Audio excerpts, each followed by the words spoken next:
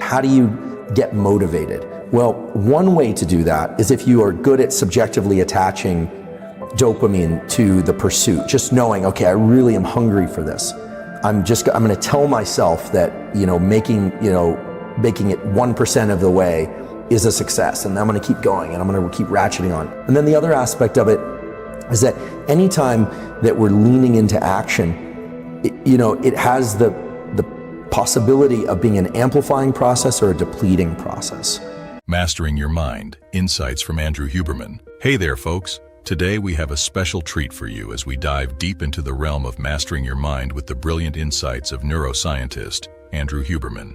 Get ready to begin a journey of self-discovery, empowerment, and transformation as we explore the fascinating world of controlling your mind and unlocking its full potential. But before we dive in, if you're new here, make sure to hit that subscribe button and turn on notifications so you never miss out on our latest content. So, whether you're here to gain a deeper understanding of how your mind works, seeking strategies to overcome challenges, or simply looking for inspiration to live your best life, you're in the right place. Be prepared to expand your mind, challenge your beliefs, and discover the limitless potential that lies within you.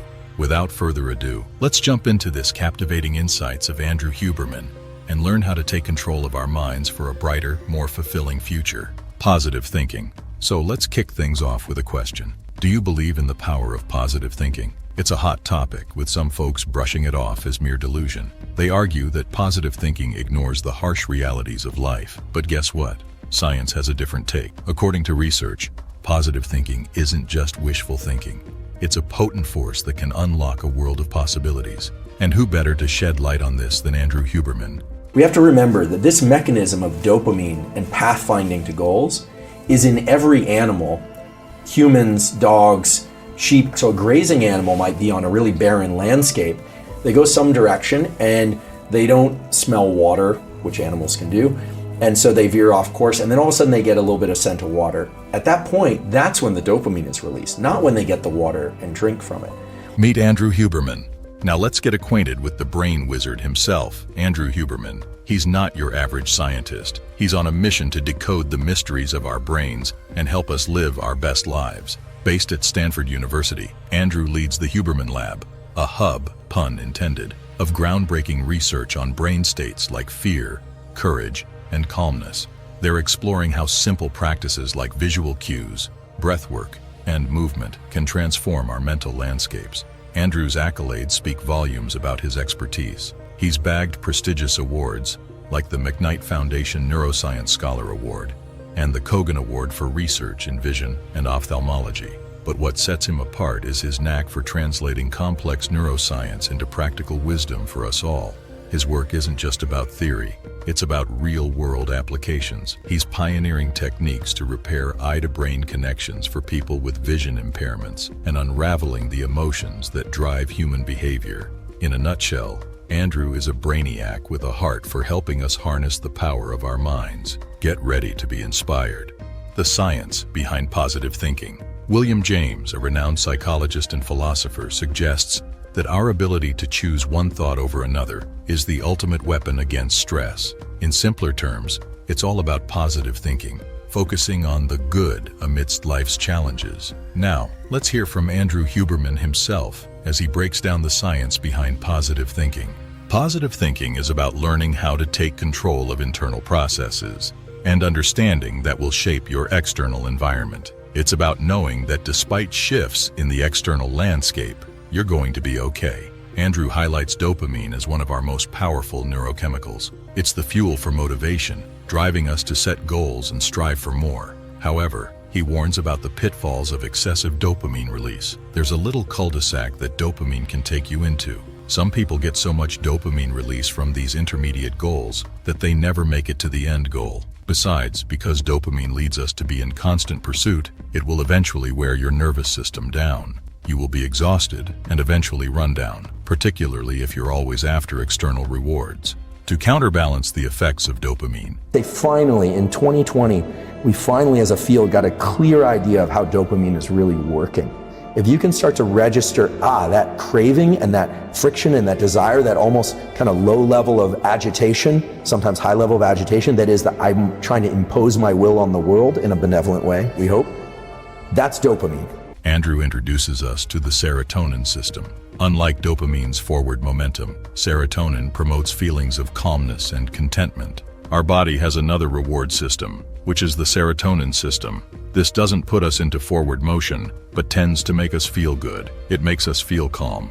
It's not about pursuing things, but being happy with what we already have. That's an important reward mechanism that nature has built in to balance the dopamine system. The exciting part? These internal processes are hardwired into our brains, accessible to everyone without the need for external aids. Andrew emphasizes that we all possess the capacity for positive thinking. We just need to tap into these natural systems, balancing dopamine with gratitude. Now let's address a common misconception. Should we be constantly chasing dopamine and serotonin to maintain a positive mindset? According to Andrew Huberman, while these neurochemicals are powerful, it's crucial to avoid over-reliance on them. Andrew emphasizes the importance of cultivating gratitude and appreciation as a counterbalance to dopamine addiction. Dopamine release gives you the energy to continue to pursue more of what you want, but it should not be the end point, but a way to propel you forward. Appreciation and gratitude build social bonds. From there, we already have the fundamentals to the survival and evolution of our species. The vital role of rest. Now let's talk about the often overlooked necessity of rest. While dopamine fuels our pursuits, Andrew also highlights the importance of tapping into our serotonin system through restorative practices. Many of us fall into the trap of overworking in pursuit of our goals, but Andrew reminds us that rest is not only crucial for productivity, but also for our well-being. Finding internal rewards. Andrew shares insights on finding internal rewards amidst external pursuits. Instead of solely focusing on tangible outcomes, Andrew encourages us to derive satisfaction from the effort process itself. The key is to figure out what are the rewards that you can acquire along the way internally. One is making sure you cultivate the feeling of appreciation. But here's something very important. Take that feeling of being saturated with dopamine, the huge win, and attach it to the effort process that got you there. By rewiring our brains to value the journey as much as the destination, we cultivate a resilient mindset, capable of overcoming challenges and achieving lasting fulfillment. How to control your mind. Andrew introduces a groundbreaking belief, the notion that we have complete control over the brain's reward mechanisms, particularly dopamine release. This control, he argues, is pivotal in fostering joy and optimism. When you keep control of that system, you're not just releasing dopamine. Use your thoughts or humor of any kind. Attach it to things that feel very real and important in life.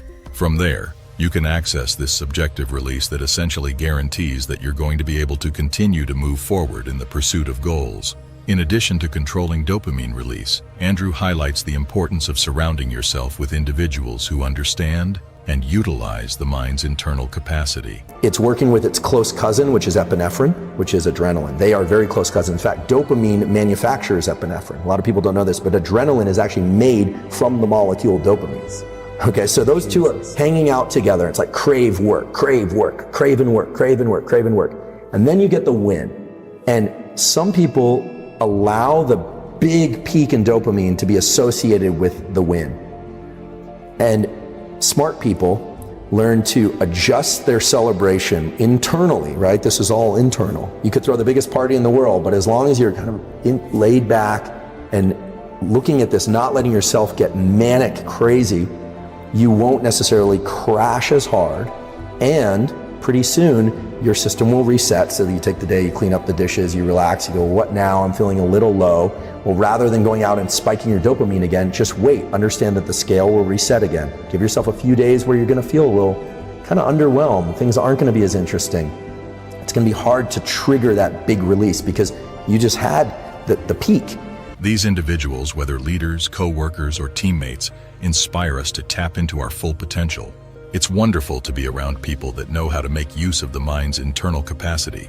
These are the people we orient to as leaders, as co-workers, and as teammates. This can happen in sports teams, the workplace, and the family. When we see other people have a capacity and they're not just grinding it out, An interaction happens between members of the same species where we start to feel more possibility for ourselves. This year, take a step back and observe how you navigate your pursuit of goals. Understand that the internal processes in your mind are invaluable tools, and by mastering them, you can elevate your quality of life. Don't leave your happiness and greatness to external events. They reside within your control. As we come to the end of this enlightening journey with Andrew Huberman, I hope you've gained valuable insights and practical strategies to take control of your mind and transform your life. Remember, the journey of personal growth and mindset mastery is ongoing, and every step you take brings you closer to your full potential.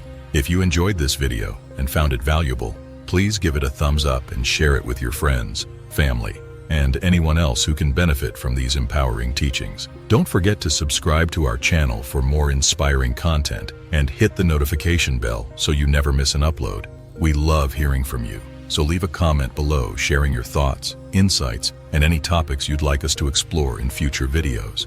Your feedback fuels our mission to deliver content that resonates with you and helps you thrive in every aspect of your life. Before you go, I want to express my gratitude for being part of our community. Your support, engagement, and dedication to personal growth inspire us every day. As you continue your journey towards mastering your mind and living your best life, remember to stay curious, stay motivated, and keep pushing your boundaries. The possibilities are endless when you harness the power of your mind. Until next time, take care, stay focused, and keep striving for greatness. Thank you for watching, and we'll see you in the next video.